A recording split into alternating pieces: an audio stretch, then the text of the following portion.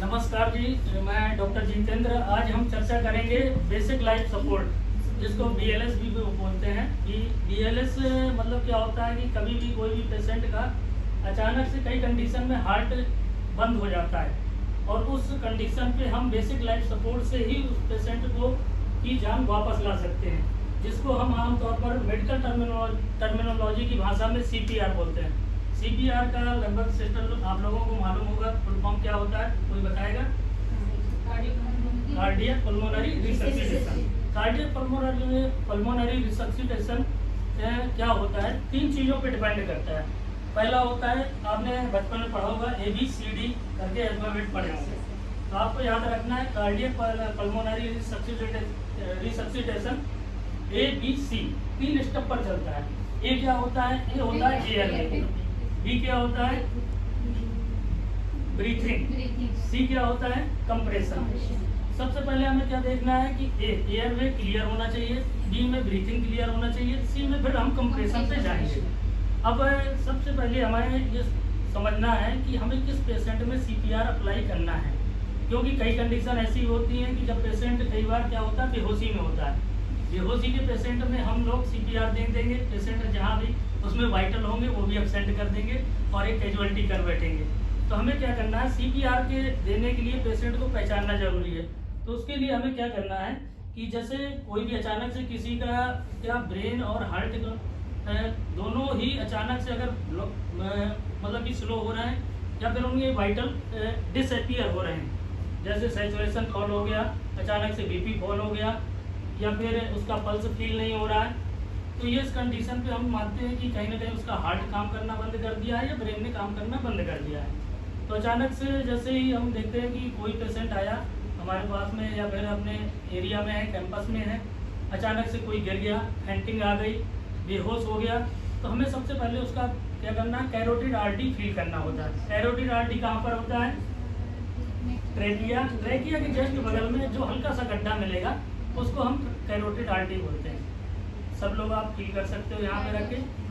जैसे ही कोई पेशेंट बेहोश हुआ है या कुछ हुआ है तो सबसे पहले हम क्या करेंगे, शोल्डर पिंच करेंगे।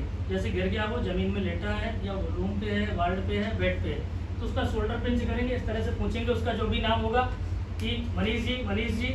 अगर नहीं हो, कुछ भी रिस्पॉन्स नहीं दे रहा है तो हमें अगले 10 ही सेकेंड के अंदर इनका कैरोटिड आर्टरी यहाँ से फील करना है। अगर कैरोटिड आर्टरी हम कितने टाइम तक फील करेंगे? केवल 10 सेकेंड के लिए। 10 सेकेंड में हमें कैरोटिड आर्टरी अगर फील होता है तो ठीक है, उसका वाइटल चेक कर लेंगे। अगर नहीं फील होता तो हमें जहाँ तक उम्मीद है 90% केसेस में होता है कि उसका हार्ट का ने काम करना बंद कर दिया।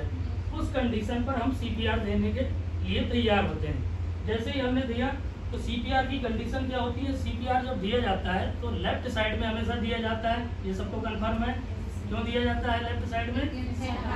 हार्ट होता है। और पाम हमारा कहाँ पे होना चाहिए? लेफ्ट साइड में। हमारा जो स्टर्नम होता है, मैं डमी के माध्यम से आपको बताऊंगा, ये डमी है, ये स्टर्नम का एंड है, जिसको मैनेब्रम बोलते हैं। स्टर्नम एंड से जस्ट हमारा ये पाम, ये वाला पाम का जस्ट ये वाली छोटी फिंगर के आखिरी अंगांश में यहाँ पे जाएगा और ऐसे हाथ जाएगा। और राइट हैंड हमेशा ऊपर रहेगा, लेफ्ट हैंड नीचे रहेगा। ये हमारी लोकेशन हो गई चेस्ट में CPR में प्रेस करने के लिए। और CPR कंप्रेशन जो देते हैं तो उसमें ऐसा भी नहीं है कि आपने जल्दी देना है, कंप्रेस करेंगे उतना ही रिलैक्सेशन देना है। क्योंकि हार्ट क्या काम करता है हमारा कि पूरे बॉडी का ब्लड को पंप करता है और पंप करके पूरे शरीर में नीचे की ओर और ऊपर की ओर ब्रेन की ओर ब्लड को सप्लाई को भेजता है। और जब भी हार्ट बंद होगा या उसमें कहीं ब्लॉकेज आएगा, हार्ट अटैक आएगा पेशेंट को, तो ब्रेन में ब्लड की सप्लाई बंद हो जाती है। उस ब्लड सप्लाई को चालू करने के लिए हम एक तरह का कृत्रिम वेंटिलेशन देते हैं, जिसको CPR बोलते हैं, एक नाम मेडिकल टर्मिनोलॉजी पे। तो CPR हमने जैसे देने की कंडीशन आ गई पेशेंट पे, हमने इस तरह से हाथ रखेंगे। अब जैसे हमारे सामने ये डमी है, अब इसमें हम शर्म ना करते हुए, ये पेशेंट अचानक से लेटा है और इसमें हमें CPR कंटिन्यू करना है। इसके साथ में एम्बो बैग और निकाल लो मनीष। तो हमें तुरंत लेफ्ट साइड देखना है, उसका स्टर्नम देखना है और ये दोनों हाथ हमारे स्ट्रेट होने चाहिए। पूरा प्रेशर हमारे हमेशा शोल्डर का आना चाहिए। कभी भी ये दोनों हाथ मुड़े इस कंडीशन में बैठे हैं तो मतलब कि आपका रॉन्ग कंडीशन है। और हमेशा पेशेंट को हार्ड सरफेस में ही लिटाना है। अगर सॉफ्ट है उसका बेड है तो उसको तुरंत ज़मीन में फर्श में लेटा दो आप। बेड अगर हार्ड है तो उसी कंडीशन पे रहेगा वो। हमने तुरंत उसको पोजीशन बनाई और कभी भी फिंगर का प्रेस नहीं देना, आपको सिर्फ पाम का प्रेस देना है। कितना देना है? 30 कंप्रेशन देना है। और कितना अडल्ट में क्या होता है 4 से 5 सेंटीमीटर तक का कंप्रेशन दिया जाता है, और वही बच्चों में अगर है या न्यूनेटल है तो उसमें 2 से 3 सेंटीमीटर तक का कंप्रेशन, और जैसे और भी छोटा भाई बेबी है तो 1 सेंटीमीटर तक का कंप्रेशन देंगे। कितनी कंप्रेशन देंगे उसके लिए ये होता है कि हमारा एक आइडियोलॉजी के हिसाब से CPR का 30 कंप्रेशन और 2 ब्रीथिंग। 30 कंप्रेशन कैसे देंगे? आपने जैसे ही कोई पेशेंट है उसको कंप्रेशन चालू किया तो ऐसे करेंगे 1 2 3 4 5 6 7 8 9 10 11 12 13 14 15 17 18 19 20 21 23 24 25 26 28 29 30 दिए।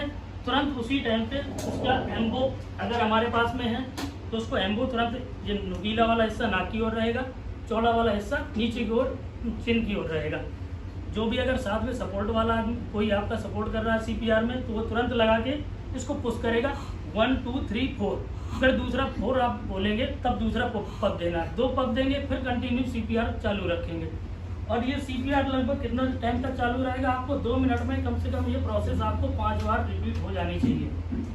और अब ये क्वेश्चन आता है कि आप कितनी देर तक CPR दे सकते हैं कंटिन्यू? पेशेंट में वाइटल नहीं आ रहा है, हमारी इमरजेंसी टीम नहीं आ रही है, हमने कोड ब्लू एक्टिवेट कर रखा है, एम्बुलेंस आने में थोड़ा टाइम है, तो हम 15 से 20 मिनट तक कंटिन्यू CPR देते रहते हैं। और कई बार कई कंडीशनों में हम लोग बहुत सारे ऐसे पेशेंटों को बचा लेते हैं। यही एक नॉर्मल सा CPR का तरीका होता है। धन्यवाद। कोई का क्वेरी हो उनको